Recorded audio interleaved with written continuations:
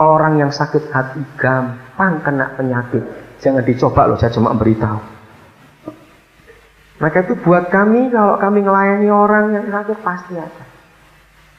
Satu hari dalam retret seperti ini juga, saudara, tiba-tiba salah satu peserta, istrinya itu sakit, bisa menggigil gak karuan begitu. Sampai dibawa keluar dari ruang pertemuan itu. Aneh, waktu berdoa Roh Kudus bilang dia gak sakit. Dia lagi sakit hati dengan suaminya. Akhirnya kami minta waktu bertiga, saya dengan mereka dua, suami istri. Coba hari-hari yang lalu ada peristiwa apa? Langsung Roh Kudus tunjukkan. Sepele masalah. Waktu itu istrinya dapat kabar dari orang tuanya bahwa orang tuanya lagi ngalami persoalan yang berat. Terus dia cerita sama suaminya. Wajar kok suami istri cerita, orang tua lagi begini. Ternyata keluar satu kata-kata yang buat suaminya mungkin biasa, tapi buat istrinya itu menyakiti sekali. Menerimanya, lah ini jahatnya si iblis. Si istri menerima kata-kata suaminya bahwa dia nggak mau memperhatikan orang tuanya. Itu sakit hati betul si istri ini kan. Tapi waktu kami bereskan itu, suaminya kaget.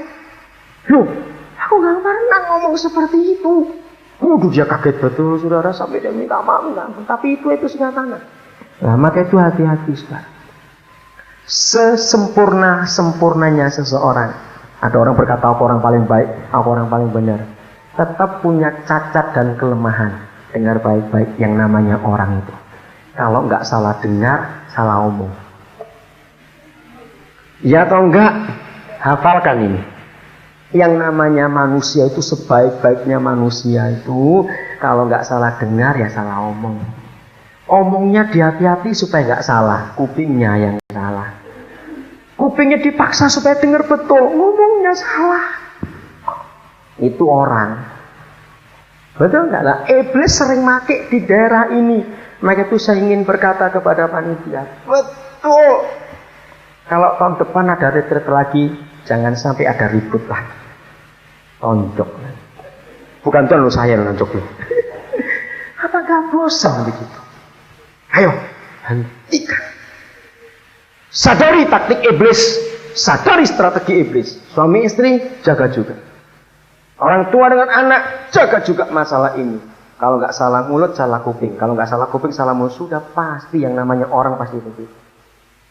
Maka itu jangan sering marah-marah, ngotot, ribut, macam-macam. Ini bisa salah. Betul nggak, saudara? Maka itu di dunia nggak ada orang baik, nggak ada. Masih bisa salah ini kok. Bagaimana baik? Nggak bisa. Akhirnya dibereskan. Si suami minta maaf, si istri mau mengampuni. Season berikut bisa pergi ke tempat pertemuan itu. Dan luar biasa, hanya karena sakit hati. Gampang penyakit masuk.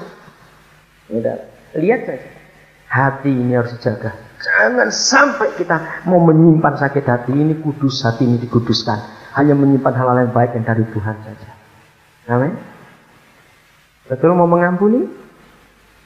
Ya, tunggu. Jujur katakan di hadapan Tuhan. Ayat terakhir. Mazmur 103. Ayat 12. Sejauh timur ke barat, demikian dijauhkannya daripada kita pelanggaran kita. Lagi sekali. Sejauh timur dari barat, demikian dijauhkannya daripada kita pelanggaran kita. Bagi yang belum tahu, mengapa Tuhan kok nggak ngomong sejauh utara ke selatan? Kok timur ke barat? Siapa yang bisa jawab? Yang belum tahu khususnya, yang sudah tahu dia. Siapa saudara? Kenapa bisa begitu? Ayo cepat. Ayo. Kenapa kok jauh timur ke barat? Kenapa bukan utara selatan? Ayo. Sebab titik utara itu ada, titik selatan itu ada. Kalau Tuhan melempar dosa kita jauh utara ke selatan, itu bisa dikejar lagi, masih ada di situ. Tapi barat dan timur itu nggak ada titiknya, kejar dia, ketemu nggak? Mikir sebentar. Barat ke timur itu bulat, kejar nggak ketemu. Iya atau enggak? Iya toh, itu Tuhan. Jadi dia membuang dosa kita sampai nggak bisa diketemukan lagi, hilang. Saya belajar ini tahun 79 pada bulan Juli. Ada seorang hamba Tuhan namanya Gary Stephen dari Hong Kong. Ya, khotbah masalah ini. Itu pertama kali saya bertobat dari sakit hati saya kepada hamba Tuhan. Waktu Gary Stephen mengkhotbahkan ayat ini, terus dia berkata, saya pernah ngalami. Selesai teman saya berdoa, ngaku salah di hadapan Tuhan. 5 menit kemudian saya datang kepada bapak saya yang sama dengan bapaknya teman saya tadi. Saya tanya, Tuhan, tadi teman saya ngaku dosa-dosanya apa? Boleh nggak saya tahu? Saya dengar Allah menjawab, maaf anakku, aku sudah lupa. Dia berkata, baru 5 menit kok lupa? Benar lupa. Saudara, di situ Gary Stephen bertobat. Waktu dia khotbah itu saya salah. Baru 5 menit ada orang ngaku dosa. Ditanya lagi Allah lupa. Dia bukan pura-pura lupa. Semua dosa yang kita akui kepada dia buang. Di hadapan dia kita jadi baru lagi. Demi nama Yesus, suami istri, orang tua, majikan, pimpinan, karyawan, ampuni semua. Lupakan seperti dia melupakan. Satu hari saya pernah datang ke satu acara dengan tema khotbah yang hebat sekali. Saya nggak ngerti waktu itu. Yang Gary Stephen belakangan, ini yang lebih dulu, tapi saya belum kena betul. Judulnya Allah itu pelupa. Oh, saya tertarik. Salah pelupa ini khotbah macam apa lagi? Oh, saya datang, saya ingin tahu kok ada Allah pelupa itu seperti apa. Karena selama ini saya ingin tahunya dia itu ngejanji betul. Taunya khotbahnya itu hanya bicara masalah pengampunan. Hanya satu yang dia lupa dan betul-betul jadi pelupa. Kalau dosa diakui, dia nggak pernah ingat itulah. Jujur kepada Tuhan supaya malam ini pemulihan tubuh Kristus terjadi betul-betul.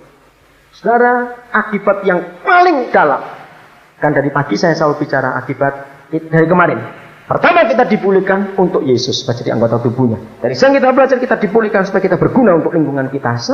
Pengampunan berguna untuk orang lain, berguna untuk tubuh supaya sehat. Yang ketiga, ini kepentingan Yesus. Kalau kita nggak saling mengampuni, kita nggak bisa disatukan. Kita nggak bisa disatukan. Coba lihat antara pergelangan tangan dengan telapak tangan. Kalau ada musuhan, ditempelkan lepas terus ini. Gimana nggak nempel-nempel ini karena musuhan? Tubuhnya nggak bisa disempurnakan, nggak bisa dipulihkan. Dia harus menunggu lagi sampai kapan lagi? Maka itu jangan sakiti hati Tuhan lagi. Ampuni, saudara. Ada pokok utama orang sulit mengampuni, gengsi dan harga diri. Itu penyebab utama sulit mengampuni. Gengsi betul. Sorry aja. Rendah diri, martabat diri. Gue aku mesti ngaku salah kepada orang itu. Ini masalah utamanya. Ngaku. Gak usah gengsi-gengsian. Sebetulnya saudara, semua kita yang jadi milik Yesus sudah gak punya harga diri lagi. Betul enggak? Sebab harga diri kita sudah dibeli oleh Tuhan Yesus. Amin. Kan dia sudah beli kita, bukan? Hidup ini sudah dibeli jadi miliknya. Gak ada harga diri lagi. Kenapa kita mesti pertahankan harga diri itu? Aku. Selesaikan semua. Dia akan pulihkan kita. Ingat loh, Tuhan Yesus gak punya dokter anestesi. Masih ingat itu. Itu tergantung kita. Mau gak kita dioperasi? Mau gak? Siapkan ringgo satu pujian. Mari kita menghampiri dia.